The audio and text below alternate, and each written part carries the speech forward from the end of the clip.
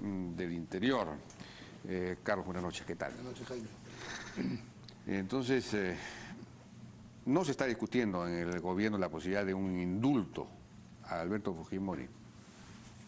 No que yo sepa, la verdad que estoy bastante alejado de otras discusiones, pero ya. No que yo sepa, no he escuchado nada de eso. Bueno, ahí comencemos con el asunto de la interpelación, que se supone que mañana la bancada de Fuerza Popular mañana decide si te van a interpelar o no. Y esto ha sido anunciado por Carla Scheffer, pero hay algunos voceros, por ejemplo, Lourdes Alcorta, que está a mi juicio un poco desaforada, pero en fin, llegó a decir que habría que pasar directamente a la censura. Bueno, dijo, la censura es una medida drástica, pero hay argumentos. Gran parte de la bancada, ha dicho, quiere censura. Lo analizaremos el martes con cabeza fría. Esto dice ella. Y luego Úrsula Letona ha declarado, ¿tenemos la declaración de Úrsula Letona? ¿El byte? A ver. Ministro distraído. Yo creo que es un ministro que no está concentrado en lo que la población demanda. Yo no veo las prioridades con el ministro Basombrío claras. El ministro ha salido a decir primero que hay apología al terrorismo. Luego ha salido a decir que la DINCOTE sabía, o sea, hay notas de inteligencia. Entonces queremos saber qué se está haciendo, porque lo que vemos pues es a ese ministro distraído. Hay bastantes preocupaciones que el ministro tiene que responder y la interpelación lamentablemente no les gusta, pero es un mecanismo constitucional para que el ministro explique qué está haciendo respecto a estos temas. Bueno, Carlos Tubino, sin embargo, dice que debemos actuar con pies de plomo, tampoco le vamos a dar a esa gente de Sendero Luminoso y Almohadef que saquen el pecho y digan que ellos cambiaron al ministro, o sea que parece que haber discusión dentro de Fuerza Popular. Pero ¿cuál es, digamos, tu reacción frente a esta posibilidad, digamos, de censura en ciernes? Bueno, es parte del ejercicio de la función de un ministro, ser eventualmente interpelado por el Congreso. Yo que lo veo en ese sentido como parte de mis responsabilidades, parte del ejercicio democrático. No tengo más que decir al respecto. Ahora, eso. Bueno, no ha quedado claro finalmente. Lo que ha llamado la atención son estas diferencias respecto de si hubo o no delito de apología entre el ministro y el director general de la policía. Para el director general de la policía no hubo, o no se podía apreciar, en fin, no había manera, según él no había delito de apología, en cambio, según el ministro sí. Obviamente eso ha generado desconcierto, aquí no hay comunicación, no hay línea de mando, no hay nada. No, a ver, en primer lugar, yo he conversado largo con el director general, él me ha explicado las circunstancias de esa declaración y fue una declaración al paso en función de lo que había hecho la policía ese día, digamos, ¿no? O sea, la DIRCOTE que estuvo ahí en la marcha le indicó a la policía de asalto, digamos, a las UCES que no habían cruzado la línea y que no había apología y que por tanto no intervenían. A la DIRCOTE hizo el diagnóstico. Sí, claro, son los especialistas. O sea, cada vez que hay una marcha del Movadef hay más gente de la DIRCOTE que del Movadef. O sea, es una cosa que más o menos... Lo que pasa es que hay toda una historia y yo, la verdad, viendo lo que ahí había visto al día siguiente, yo veía una cosa que me irritaba y me molestaba y me indignaba mucho. Y además nuestro procurador había presentado un enésimo pedido de que eso se considera apología, que jamás nos hacen caso, dicho sea de paso. El procurador presenta y presenta y presenta y presenta. Bueno, nunca... pero la Fiscalía ha abierto ahora un proceso, sí, digamos, una investigación. La ley tiene 15 años, la ley tiene 15 años. No es ninguna, como tú comprenderás, el director general no podría hacerlo contra el ministro, ha sido un cruce de declaraciones simplemente, no es lo más afortunado sin duda, pero ahí está y seguimos trabajando juntos. Hemos discutido mucho, le hemos dado mucho tiempo a evaluar. Entonces, ¿hubo o no hubo, había o no había apología del delito? Jaime, como tú mismo has convocado y leído en los diarios, hay tantas opiniones sobre si hubo o no hubo como especialistas hay. Unos aseguran que sí hubo, otros aseguran que no hubo. Es un tema, el delito de apología es un delito gris que tiene umbrales, ¿no? En los cuales medirse. Ahora, yo te digo con toda sinceridad que la policía se siente muy incómoda de haber podido transmitir una sensación de debilidad frente a Sendero. Eso sí, eso me queda claro. lo hemos discutido mucho, ellos se sienten muy incómodos de eso. Bueno, pero había... La policía tiene víctimas, centenares de víctimas de Sendero Luminoso, y ellos se sienten incómodos de haber actuado de esa manera. Pero esta marcha no había pedido autorización, ¿o sí había pedido autorización? Estaban dentro de la, digamos, aprovechando el camino de la CGTP, para decirlo. Si se metieron dentro de la CGTP adelante de la marcha de la CGTP. La CGTP no los quiso, no los expulsó. Pero ¿cómo hace también la mala? Yo también lo entiendo, entiendo la CGTP, tienes estos trogloditas al frente. Tampoco debe ser tan fácil para ellos, ¿no? No es que yo estoy claro en que la CGTP no quiere estar con ellos, pero esta gente se infiltra. Pero entonces, ¿por qué, si no tenían autorización, por qué la policía les dio resguardo? ¿O le daba, no les dio resguardo. A ver, yo no estoy demasiado entusiasmado con lo que se hizo ese día, ¿ya?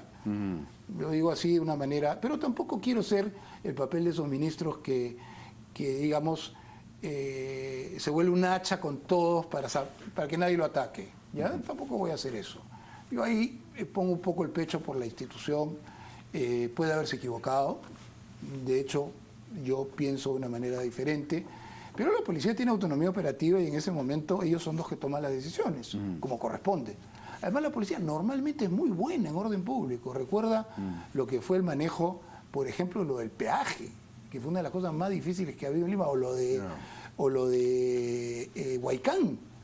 Sin embargo, creo que estos 15 días más bien han habido... ¿Pero le dio o no le dio resguardo a esta marcha que no tenía permiso? A ver, sin estar demasiado entusiasmado frente a lo que ocurrió, la policía no le da resguardo a la marcha, o sea, es decir, no protege a los senderistas de los otros. Es todo lo contrario, protege a los otros de los senderistas, si ustedes quieren.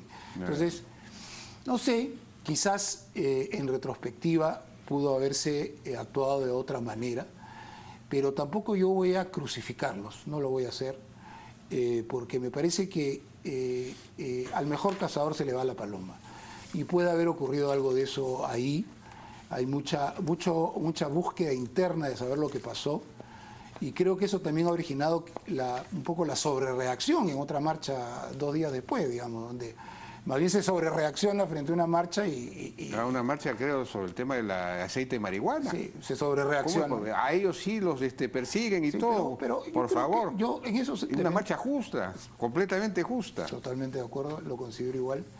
Pero yo como ministro conozco y veo el sacrificio cotidiano en estas marchas, en estas cosas. No ha sido la mejor quincena en la actuación de este tipo de manejo, no ha sido, digámoslo así. Pero, digamos, después de lo bien que trabajaron Huaycán, después de lo bien que trabajaron lo del peaje, digamos, no los voy a crucificar por creo, actuación que pudo haber sido de repente un poco diferente, ¿ya? Ese es lo que yo diría. Y asumo un poco el pasivo también de lo que ocurrió, ¿no? O sea, creo que a la policía lo que no se le puede decir es que no sabía lo que estaba pasando, porque sabían perfectamente lo que estaba pasando. En segundo lugar, tampoco se les puede decir que era blanco y negro, que todo estaba clarito. Y ya tú ves cuántos casos se han ganado de apología en 15 años. Ninguno. Ninguno. Sí, pues es cero, ninguno. Entonces, ellos están cansados de tener gente que saltan a las 4 horas también, ¿no? También. Entonces, me pongo un poco los zapatos que no son lo de policías que están haciéndole un favor al senderismo. Eso hay que descartarlo. El 85% de ellos tiene hermanos, compañeros de promoción asesinados por esta banda terrorista, ¿no? Entonces, creo que... Pero digamos, lo que de todos modos llama la atención es la discrepancia pues, con el director general de la policía. Ahí el ministro debió haber respaldado al director general de la policía en todo caso. No, en todo caso es al revés, pero las declaraciones mías fueron primero, o sea que fueron en todo caso sería al revés. Fueron primero, entonces hay una desobediencia. Pues, Jaime, el director general estaba en una ceremonia encerrado 3 horas. Yo había mandado un Twitter, ¿ya? Y le preguntan a boca de jarro, ¿esto fue apología? Y él, pensando en lo que había ocurrido, dice no, porque la DIRCOTE le había informado que no habían pasado la raya. Ahora es discutible si pasaron la raya, no pasaron la raya. Sí, pues el propio Congreso está tratando de, está proponiendo, está hay una norma elaborando una modificación a ese artículo del Código Penal, ¿no? Hay varios proyectos, pero yo llamaría la atención sobre el de Octavio Salazar. Octavio Salazar, exministro, exdirector de la policía, sabe de todo esto, conoce, ha presentado una modificatoria importante a partir del hecho de que no se estaba consiguiendo nada policialmente hablando. Yo creo que con la aprobación de esa norma va a tener más herramientas, pero yo creo que habría que descartar que en la policía hubiera habido una actitud de proteger o tolerar a esta gente. Creo que hay suficiente historia, suficiente sangre derramada de los policías como para pensar que ellos estaban actuando de esa manera. Bueno, pero quizás no sea coincidencia que hoy día se haya producido 4 cambios en los oficiales generales de Lima. No solo de Lima, también en otras unidades. Pero acá se menciona, en la nota de prensa se menciona solamente los de Lima. No, también ha salido el director de personal de su unidad y ha sido reemplazado por otro. Es parte de una evaluación. ¿No tiene nada que ver con esto? Digamos, es parte de una evaluación que se ha hecho con el comando policial de qué cambios había que hacer en un contexto en que había temas que había que cambiar, varios temas. El general Gastón Rodríguez, responsable de la jefatura de la región Lima, asumirá desde mañana la jefatura de Dirección de Operaciones Especiales de la DIROBES. Y el nuevo jefe de la región Lima es el general Víctor Raúl Rucova Tello, hasta hoy director ejecutivo de Fuerzas Especiales. Hay una especie de enroque ahí, ¿no es cierto? En fin, hay otros cambios más. ¿Esto se relaciona con el tema?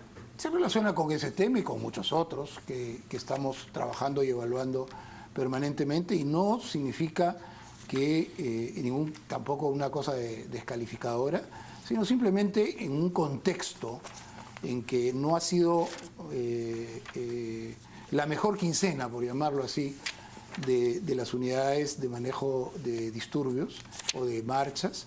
Había que ajustar y ordenar un poco de cosas, pero evidentemente el director de personal no tiene nada que ver con ese tema, entonces hay otros temas también en discusión y lo hemos conversado con él. El domingo hemos tenido una excelente discusión con 8 generales, los más importantes, donde hemos discutido con mucha franqueza y hay lo que yo les puedo transmitir a la opinión pública es que ellos están dolidos de haber podido transmitir, que haya podido quedar una impresión de que ellos no tienen firmeza frente a Sendero. Eso es lo que les preocupa.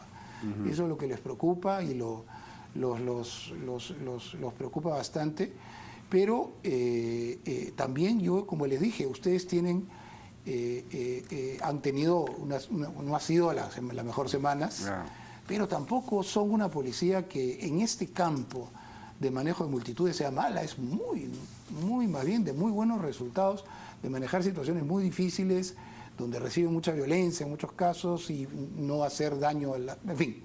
Entonces, creo que... Bueno, esa no ha sido la trayectoria pasada, ¿no? Todos el moqueguazo, el baguazo... Bueno, yo doy cuenta de la época en que yo he estado en el ministerio, donde se han manejado, por ejemplo, estas 2 situaciones que fueron tremendamente difíciles. ¿Se acuerdan lo de Huaycán, que querían incendiar la comisaría, los juzgados? Y la otra de los peajes, donde había decenas de miles de personas. Y los 2 se lograron sin ningún herido de los manifestantes, pero se logró recuperar el orden. Creo que no hay que convertir, por lo menos desde mi punto de vista, un par de malas semanas en una incapacidad o en una intención. Por lo menos yo lo veo así, y no quiero ser el ministro que agarre y dice me lavo las manos y que hoy, ¿no? Para mí hubiera sido lo más fácil. Bueno, para mí hubiera sido lo más fácil decir, el director general me desautorizó, se va. Y eso hubiera sido una injusticia. No. Porque él no ha querido desautorizarme, él tenía una opinión, la dio sin conocer la mía, pero eso era suficiente para destituir al director general.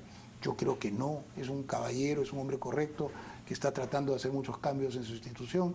Bueno, cambios en su institución. ¿Se está cambiando la Policía Nacional? ¿Hay avances en los cambios? ¿Qué cambios se están produciendo? A ver, se ha cambiado muchísimas cosas en la Policía Nacional en este periodo, y hay otros muchísimos cambios que vienen en la policía, ¿no?, que están en curso. Primero, se ha cambiado, se ha logrado un reperfilamiento más inteligente de la pirámide institucional y se ha hecho una nueva estructura orgánica donde todo está orientado hacia abajo. hacia la atención.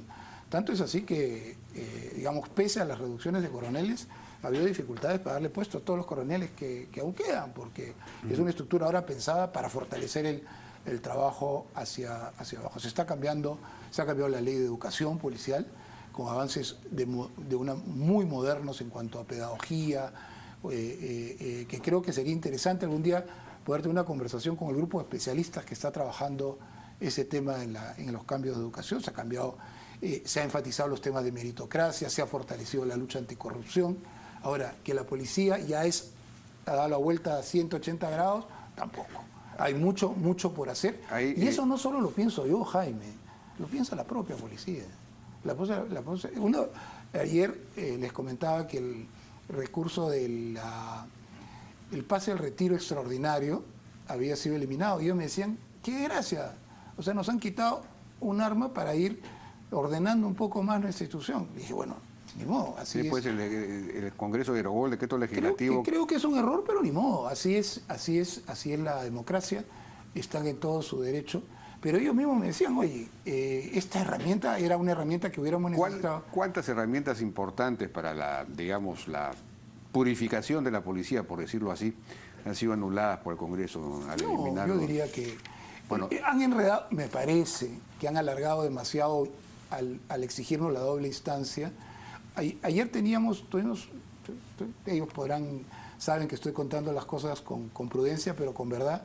Hemos discutido mucho sobre la lucha anticorrupción en la policía. Y ellos nos decían que la lentitud en el proceso de sanciones era o sea, para sancionar a una persona necesitabas tal cantidad de procedimientos, que a veces se optaba ya por no sancionar. Entonces ahora... Y eso no se ha resuelto. Se ha complicado un poco más porque se ha puesto una doble instancia adicional. Entonces, ahora va a durar mucho más el proceso de sanciones. Pero no creo que se haya hecho... ¿No había esa doble instancia antes? No había. No existía. Lo que había era más bien un sistema enredadísimo y equivocado donde el fiscal daba sanción primero y después pasaba, entre comillas, a la segunda instancia. No puede ser, el fiscal no puede sancionar. El fiscal investiga y le da a un tercero para que tome decisiones. Pero en fin, tampoco es inmanejable, lo vamos a manejar y está dentro de las atribuciones del Congreso hacerlo. No le veo mayor misterio. A la vez nos han aprobado un montón de normas muy útiles y eso nos está ayudando muchísimo en la lucha. Bueno, vamos a ir a una pausa. Las cosas. Sí. Macrópolis,